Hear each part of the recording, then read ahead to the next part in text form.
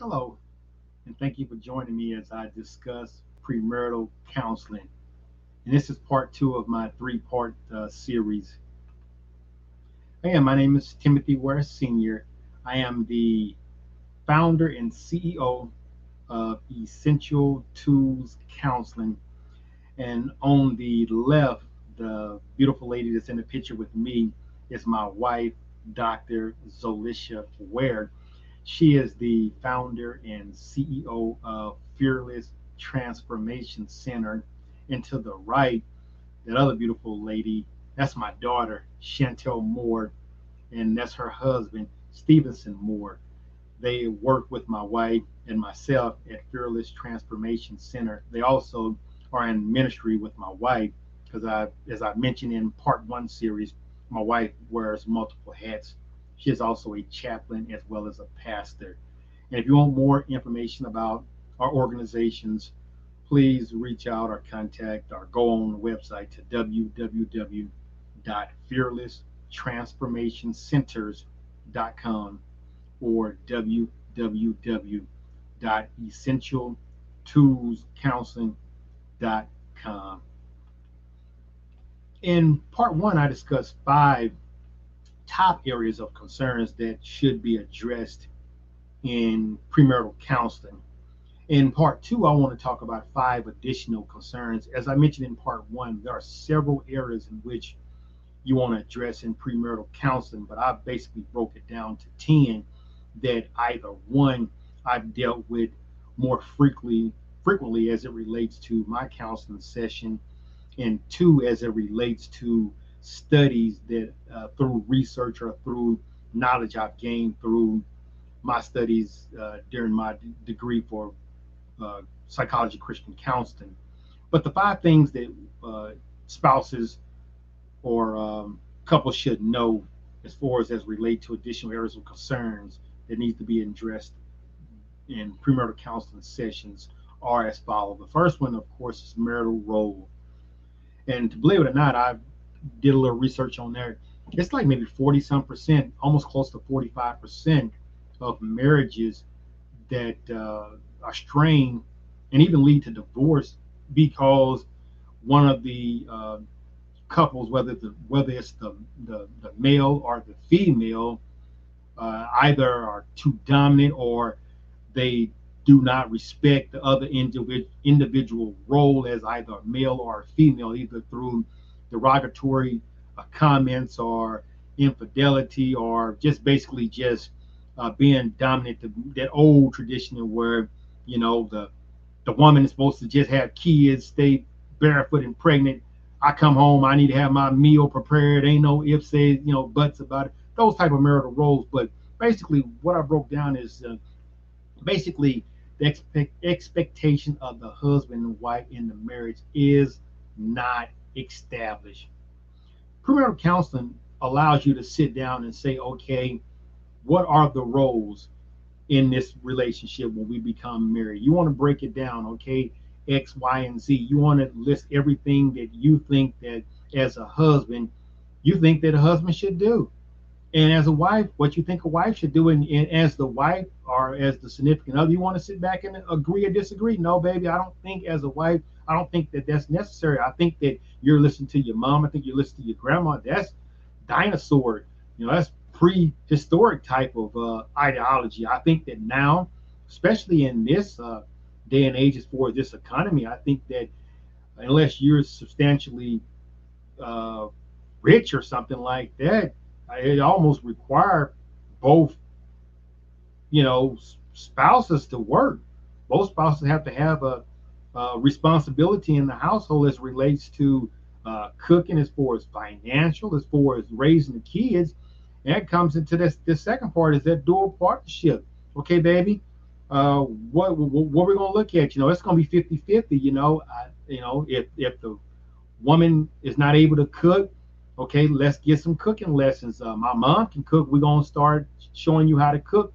That's a good idea because again, you're looking at as marriage. You want to be able to find areas in which you can save money. It's nice to go out and eat all the time, but it costs right now. And even with this COVID, even the cost of chicken is skyrocketed, even vegetables skyrocket. So you want to be able to have those dual relationships for as chores.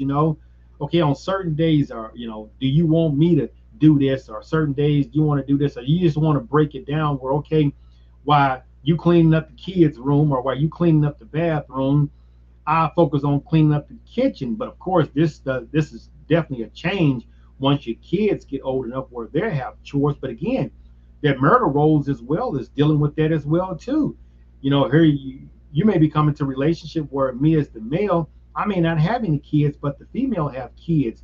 Let's say, for instance, that my significant other have two children, and one of them is 12 years old, and the other one is 9 years old. Are they old enough to have chores? Yes. But as marital roles, you want to be able to sit back and say, hey, if Jimmy doesn't do the dishes when I ask him to do it as my marital role, we need to establish that as the man of the household. I need to be able to establish, rules. I need to be able to establish discipline if I need to be. It's none of that. Well, oh, no, you ain't his dad, or my mom never whooped us, or my grandma never whooped us, so don't no man gonna whoop my child. So you need to gain what those marital roles is. Are you having a dual relationship, or is just one spouse working, being a breadwinner? You need to discuss that during premarital counseling session. Okay, if right now you're living together, but for whatever reason, whether it's through a loss of a job, whether it's because of disability, or like right now where the job market is somewhat limited due to COVID, but it's definitely starting to pick up where low wage jobs are. I mean, you can get them dime a dozen. But let's say right now my significant other is not working. We're establishing that right now during this premarital counseling session. Okay, this right now is my income.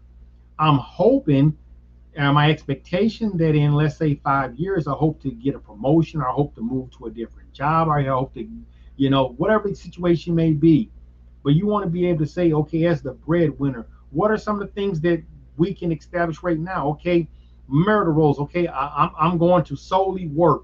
You're solely going to take care of the kids. I'm going to help you in a dual role to help you with the children. I'm going to help you in a dual role to cook. But you want to establish all those marital roles during premarital counseling session if you have not done so already in your relationship right now.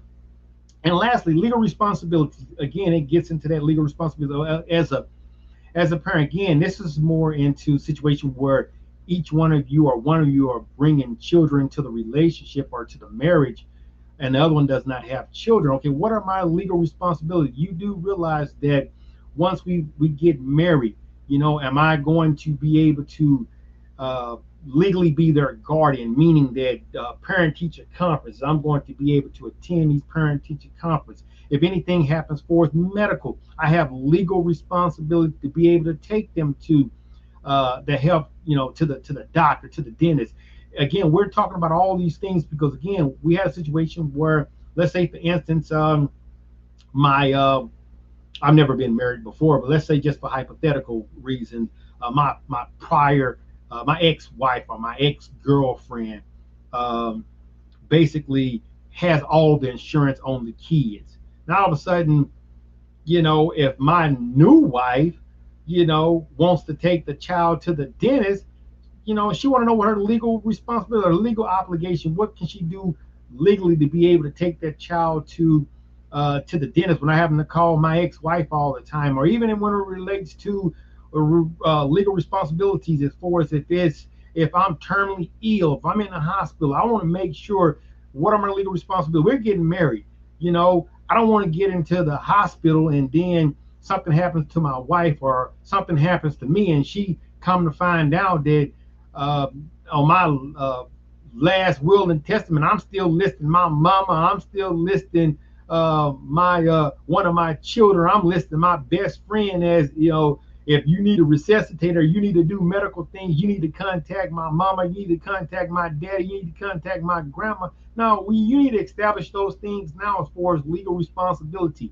Am I going to have legal responsibility as your husband? Are you going to have legal responsibility as my wife to do things legally that may have, that may be able to, one, help me, that may also be able to benefit me. Also, parenting. This plays a vital role as far as a strained relationship or even divorce. We want to discuss, kids. Do you currently have kids? Do you want to have kids? That's important, because right now you may be engaged, or you may just be boyfriend and girlfriend, and your wedding day may be approaching, and you may sit back and say, well, maybe we may have a kid, maybe we may not. You want to discuss that definitively. Hey, baby, look, I don't really think I want to have a child. You need to discuss that in premarital counseling. That way you can decide right there, before you say your I do's. Okay, baby. You say you want to have a kid. You say you don't want to have a kid. Okay, let's talk about this. How are we going to plan this out? How we're going to provide for these children? How are we going to make sure that we financially stable, or physically stable, emotionally stable to raise children? Okay, do you have kids by different parents, meaning that I'm coming into the relationship and I have kids with another female? Okay, how is this marriage going to work? Am I going to have the kids all the time? Am I going to have the kids only on the holidays, only on the weekends? Or do I have an active role in my kids' lives, even though the kids is with a different mom, or the kids are with a different dad? Are you unable to have kids? Whether you may know this now, there's situations that, as a male or as a female, you may go into the relationship where, especially if you, let's say, you're very, very religious, and you have never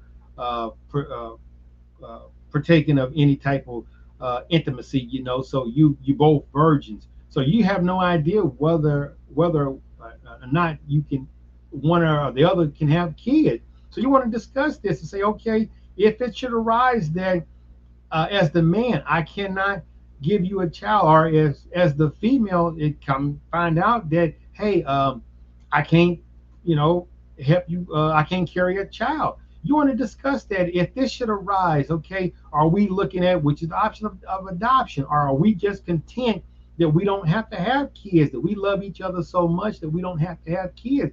But the topic of parenting definitely should be addressed in your premarital counseling.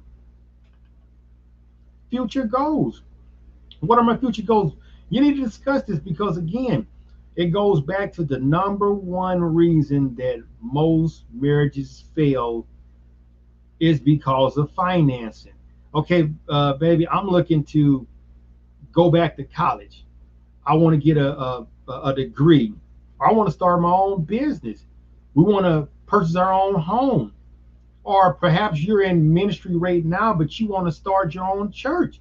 All those things play a part in your premarital counseling sessions. You want to be able to express what your future goals, to find out, one, if you financially able, and if it's feasible in a whatever time frame. Whether, what, hey, once we get married, I want to go back to college in 2-3 years. That way, if you haven't met certain goals, then you can uh, re reevaluate that situation, sit down again as a married couple to say, hey, baby, I know we talked about you going back to college to get your master's degree, but let's sit down and discuss this. I noticed that if we pay off this, or we get this, or we do this, then it'll make it more feasible for you to go back to college if you just hold off for 6 more months, or 1 more year, or 2 more years, or vice versa. If you're looking at a house and you realize, hey, in 3 years we want to get a house together, or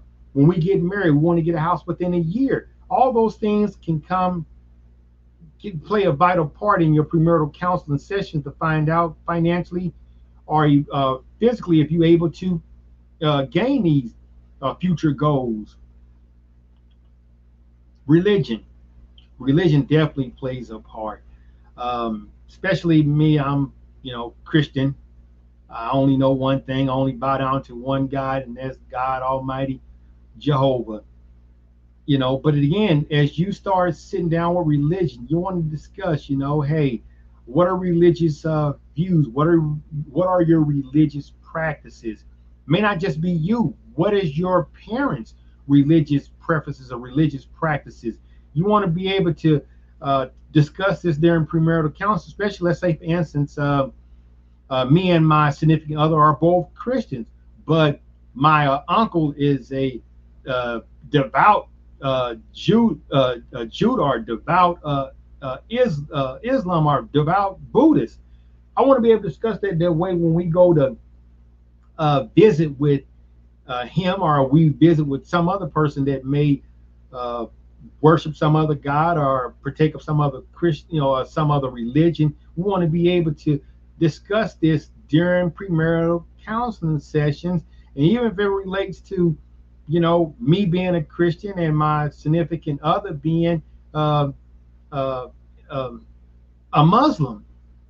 I want to be able to sit down and say, okay, how are we going to work this out? How are we going to do X, Y, and Z? You want to sit down and have these discussions to say, hey, this is how I think it's going to happen, because you don't want those situations to arise, because those are two separate, different beliefs. They believe in one thing. You being a Christian, you grew up in a household where, let's say every Friday, mom and grandma fried up some, pork chops. Now all of a sudden you get married, but all of a sudden you go over, your significant others, cousins or uncle house, and they talking about, you shouldn't be eating swine. So you need to be discussing all religious aspects of your life during premarital counseling.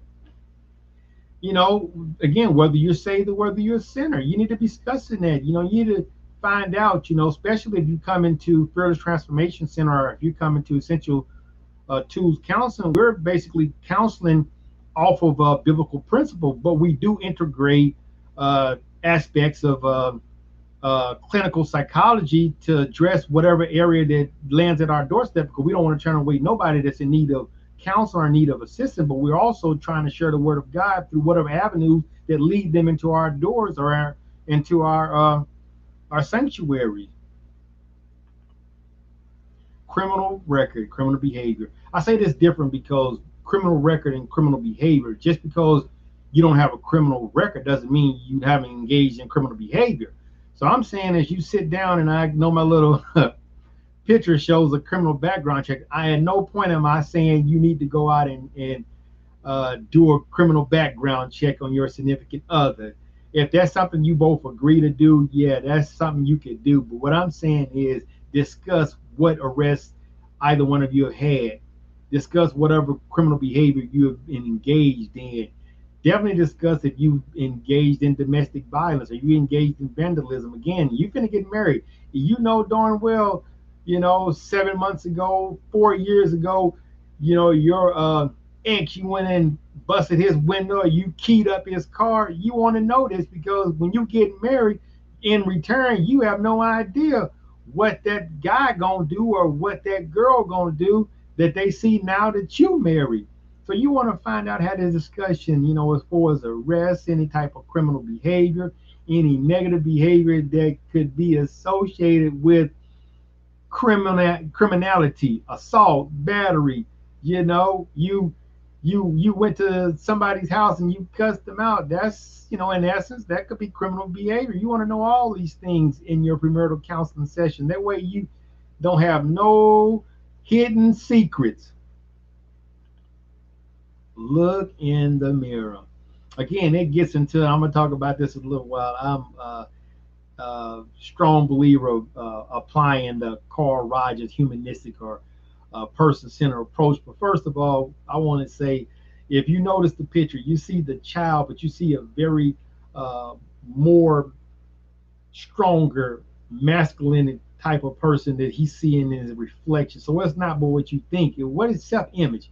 That's how do you see yourself? You want to be able to look in the mirror and say, okay, how do I see myself in this relationship? Not how he sees me, but how do I view myself? What areas do I need strengthening on? What areas do I low Do I have low self-image on? Also, self-esteem. Self-esteem is completely different. That's how you value yourself. So as you look in the mirror, how is your self-esteem? What areas are weak that you think that you need to be built up in? And that gets to that Carl Rogers humanistic or person-centered approach. They even call it client-centered approach. It's basically you as a counselor, even in your relationship. And this is significant if you go into premarital counseling. Build up each other's strengths. What are your strengths? It's basically, as Carl Rogers' approach, his theory says, is if we focus more on an individual's strengths, what that individual does well, you basically can help that person out a lot more than constantly bickering about what that person doesn't do right or what faults that individual has. So basically, the Carl Rogers humanistic or person-centered approach allows you to look in the mirror and say, instead of looking at yourself and say, you know what, I need to lose weight, or I'm losing my hair, or whatever, I don't like my smile, I don't like my teeth, I don't like my skin complexion, I don't like how I walk, I don't like this, I don't like that. You're looking at the mirror and you basically saying, okay, yeah, I may not be at the weight that I'm most comfortable with, but I'm still beautiful. You know what? I may have a chipped tooth, but you know what? I just noticed I have a beautiful smile. Those type of things you want to be able to do when you look in the mirror. You want to be able to self-examine yourself before you start nitpicking what you want your spouse to change about his or herself. Also, is God reflected in your relationship? Just like that mirror. When you look at your relationship, do you see God? Do you see yourself as a couple sitting down, having attending church, uh, conducting yourself around godly people, receiving godly counsel, receiving godly encouragement? Are you reading the Bible? Are you praying? Are you worshiping God? Whatever the case may be, is God reflected in your relationship, or is selfishness reflected in a relationship? It's just about me. I don't care what you want. I'm going out to buy these $200 Jordans. I don't care if the kids need diapers. Did you not hear me? The new Jordans came out. Or I don't care that you need your hair done. Did you just realize that this new game came out for this PlayStation 2? I don't care. I'm gonna go buy this PlayStation. So it's all about you, or vice versa. Girl, guy, I don't care what you say, dude. I need to go buy me another purse. I need to get my nails done. I need to get this done. I need to do all. Is it about you? Is the selfishness outweighs the compromise? Do the selfishness outweigh the respect? So you want to make sure that when you look in that mirror, you're not seeing selfishness displayed in you, or selfishness being displayed in your marriage. Why am I getting married? So we've already talked about the 10 areas, the 5 in the first session and the 5 in this session, that we need to discuss in premarital counseling, that we need to discuss that could present a challenge in a marriage or present a challenge in a relationship. But now we want to talk about, why are we actually getting married? Well, yeah, it's easy to talk about what we need to change in each other, or what works well between the two of us. But why are we getting married? Why are you finna put that ring on your finger? Why are you fixing to take his name? Why are you fixing to say I do? Do you absolutely love and adore each other? Which is significant. That's key. Or you're thinking, hey, we kind of arguing right now with boyfriend and girlfriends that's living partners. I've been talking to my mom, I've been talking to my friends, I've been doing a little research, and I think that maybe if we get married, maybe just the aspect of saying we're husband and wife, maybe that'll mature us, and we'll solve all these little bickering problems that we're currently having as boyfriend and girlfriend, or as fiancés. Or maybe you felt obligated. Man, every time you go over your mama's house, your grandma's house, your auntie's house, your friend's house, they constantly telling you, girl, you've been together with this guy for 10 years. He ain't gonna marry you. Girl, I was with your dad for 10 days and he married me. Same way with the husband. Man, you've been with that girl for 6 years and you haven't said, you marry you. Maybe it's just the norms. You just, it's just normal. It's just traditional that you got kids together. You've been together for a period of time. Normacy said that you should be married. So maybe you just getting married because it's the norm. You just realized, your cousin just got married, your sister or brother just got married, your best friend just got married. So it's guess what, baby? We've been together for these many years. It's normal. We should just go ahead and get married. Or maybe it's guilt. Perhaps you did something, you violated the trust as a boyfriend and girlfriend, and your only way out is to get out of your guilt and say, what, maybe if I marry her, she'll forget that I cheated on her, or maybe I said something I should have said, or maybe I did something I shouldn't have done. So if we get married, maybe, what, she'll forgive me for that, and then it's a clean slate because we're not married. So perhaps guilt is what is forcing you to get married, or it's your decision to get married. Maybe you're afraid of being alone. Like the saying, it's perks to being married. It's financially, got physical security and even sex. Perhaps you share children together. You wish to start a family is the reason why you want to get married. You want to be able to provide that security for your children, or maybe you're at that maturity level where you realize that what, I want to have children, but biblically I understand that I don't want to have children out of wedlock. So I've been with this individual. I think that he's perfect for me. We're perfect for each other. You know what? I prayed about it. I fasted about it. I've sought godly counsel. I think that we should have kids together, but in order to do so, I think that we should get married. Also, in continuance, why am I getting married? Should you see marriage as an exciting option, not an obligation? Man, I mean, that's perfect. You see it as, man, I'm spending time with this person, and I notice that as we get to discuss in marriage, man, I see it as an exciting opportunity. I see it as, man, I'm going to love this lady being my wife, or I'm going to love this guy being my husband. I don't see it as an obligation. I don't see it as, hey, we obligated to get married because we had kids, or we're obligated to be, get married because we've been together for X amount of years. I see it as an exciting opportunity for her to make my wife, and to him to make him my husband. Maybe you deeply trust your partner. You just realize that every situation that presented itself, he shows himself to be loyal. He shows himself to be trustworthy. He shows himself to be genuinely in love with you. Vice versa, she genuinely find herself to be trustworthy of you. So you just know it's just natural that you want to get married because you trust him and she trusts you.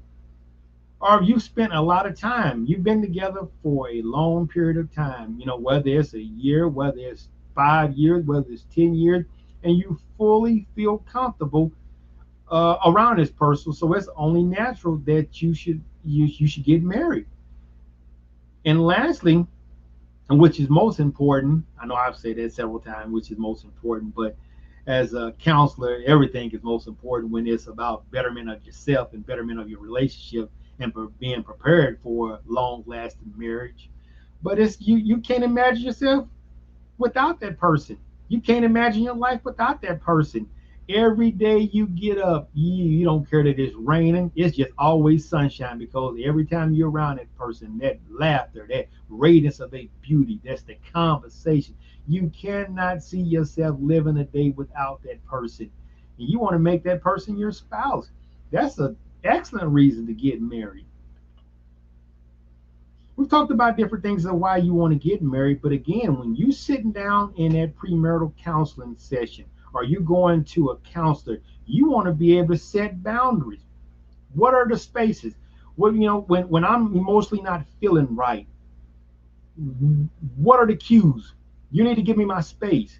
Physically, one, I'm not feeling good. I'm not making excuses, but I generally do not feel good. I don't want to go for a walk. I don't want to be held. I don't want to have sex. Set those boundaries, because again, a lot of times as men, we may not understand what the emotional boundaries are, what the physical boundaries are. So you want to be able to know, even the sexual expectations. Talk about those situations now, because basically, like you say, you may be engaged right now. You may be living together right now. You may, you know, 4 or 5, times a week having, sex. But as you get married, again, you're setting these goals. You're setting the goals. Say, okay, right now, you you may be in this position as as an employee, but you looking at maybe a year and a half that they already promised that if you complete X, Y, and Z, you're going to move into this role here that may uh, force you to be at work longer. So you want to be able to set those boundaries as far as sexual expectations to pleasing your husband and pleasing your wife. Parenting. You want to be able to set expectation again. We get into this parenting again as far as how you're going to raise children, how you're going to um, uh, discipline kids, set those boundaries. Outside influences. I don't mind you hanging out with your mama. I don't mind you hanging out with your daddy. I don't mind you hanging out with your friends, but let's set boundaries. Your best friend is not going to do X, Y, and Z. If you're not here, you need to be specific. I don't feel comfortable around Johnny. So when you're not here, Johnny does not come to the house. Or I don't feel comfortable around your mom as far as what she say, especially if the individual has a drinking problem, if a person has a drug problem. You definitely want to set those boundaries as far as the people you hang out with or the people you socialize with. You want to make sure, how are they influencing your relationship? How are they influencing your marriage? You want to set those boundaries as to when they can be around you, when you want to be around them, and definitely respect and honesty. You need to set those boundaries if you don't set nothing else. You want to go into that marriage and say, hey, we've been dating for 10 years. You never call me the B word. You never call me the H word. Hey, we've been dating. You never call me a punk. You never call me weak, any of these things. You want to sit back and set those boundaries. Hey, look, I don't care what you're going through. I don't care if you lose your job. I don't care if the doctor give you a bad diagnosis. You will not and you will never call me X, Y, and Z. And I would never call you X, Y, and Z. Set those boundaries. This marriage will be built on love. This marriage will be built on respect, and it will be built on honesty. And lastly, before I go to my next slide, you also want to make sure that, okay, we want to be honest about each other. Especially as it relates to any female that may be showing attraction to the male, or any male that may be attracted to the female. You want to let your significant other know, hey, I just want to let you know, to be honest with you, I work with so and so. He's constantly telling me I'm beautiful. He's constantly telling me I'm sexy, or vice versa. Hey, honey, I want to let you know that it's this female that's constantly telling me I look good, or constantly telling me I'm well built. Be honest, because again, as you start working these things out, there's a lot of things that you will learn through these conversations, especially as it relates to premarital counsel. A lot of times, your significant other can sit there and say, yeah, let me tell you why he probably doing this. Let me tell you why she's probably doing that. You need to be aware of these cues. You need to be aware of certain cues. And I don't want to get off topic too much. It's like, it reminds me, several years ago, me and my wife went on our honeymoon, and this was years ago. So here I am sitting there. It was me, my wife sitting beside me, and right across the table was a mutual female friend and her friend. They eventually married and has subsequently gotten a divorce. But anyway, of all the people sitting there, I was sitting at the edge. Female had approached me and said, hey, do you mind taking our photo? And it was the new era of digital camera. So I've never had a digital camera. I know nothing about a digital camera. And she was trying to explain it to me. But the way she was trying to explain to me, I was so fixated on learning what she was telling me about this digital camera. But she was literally leaned over me. She had her bikini on, and her breast was literally right here in my ear. And I'm steady sitting there trying to explain, okay, you want me to push what, do this and do that. And I'm not even paying attention to my wife sitting over there like, dude, is you crazy? Why is this chick leaned over you and you ain't said nothing? It was, I mean, I'm just so in lackadaisical to the point that the female friend snatches the camera out of my hand and said, "Are you kidding me? I take the photo." So it's things like that you want to be able to have these discussions because baby, through just pure ignorance or just pure just unawareness, that these conversations do become vital in educating you as to how to conduct yourself and how tactics or whatever female and men may pose. As I come to the close, common premarital counseling questions. These are things that you would definitely want to ask each other in premarital counseling. What do you appreciate most about your partner and your relationship? And as you're hearing me discuss this, you can ask yourself these or answer these things. How much influence do we want religion to play in our lives and our children's lives? So basically, how much influence do we want religion to play in our lives, meaning our marriage, as well as in our children's life, meaning our family? Will you celebrate religious holidays? And if so, what will those holidays look like? Let's go back to that religion, as far as me being a Christian and my significant other being a Muslim. And I want to apologize because I said being Islam, and it's the correct terminology is Muslim, and I apologize. So moving forward, if I reference anything that has to do with Islam, I would definitely say Muslim. Again, as a counselor and even as being a man of God, I want to be respectful and use the correct terminology, especially if I'm doing something tutorial as far as educational. And also, how much of your income will you spend on your own personal hobbies and interests? Again, you already discussing that personal interest before we get into marriage. Okay, how much are you saying you're going to devote? If you already know that you have to get the latest this and that, we want to discuss this to make sure that now we want to minimize what you're spending. What are your hopes and intentions for how your faith in Christ will be present in your marriage? Again, that's getting back to that me being a Christian, she may being a Muslim. Okay, is Christ going to play a part in this marriage, or are you going to bring Allah into this relationship? We need to discuss this and how it's going to set the boundaries, and or because I'm gonna preach you that God is Lord and all knees gonna bow down to Christ. So we need to discuss this during premarital counseling, and I'm gonna definitely present it from a biblical perspective, that only from Christianity. So those areas, that questions that need to be raised. How would you confront your past failures, your past weaknesses, your past sins, your past selfishness? How would you confront those? You need to ask those questions. Has work-life balance ever put a strain on your relationship? Do you work too much? I know when I used to work at the prison, I worked a lot of overtime, and I'd work off 3 hours of sleep just to get that overtime money. So it definitely put a strain on my relationship and my marriage. So you need to ask these questions. Okay, how is your work life and how is your work ethics? How is it going to put a strain in your relationship? How is it going to affect the kids? And lastly, is there anything you feel is missing from your sexual or intimate relationship? That's very important. You need to discuss that different things. If you feel that your wife is not, and again, this is your girlfriend, or your significant other, even if it relates to marital counseling, is there certain things that you think that we need to go out on more dates? He needs to be more romantic. He needs to say "I love you" more. He needs to kiss me more. He don't just need to jump right in the bed and bam, bam, bam, and be gone. So those things you need to discuss, because again, a lot of times we as men don't have those conversations with our mothers and fathers to explain how a man is supposed to seduce a woman, how a woman is supposed to love a woman, and vice versa.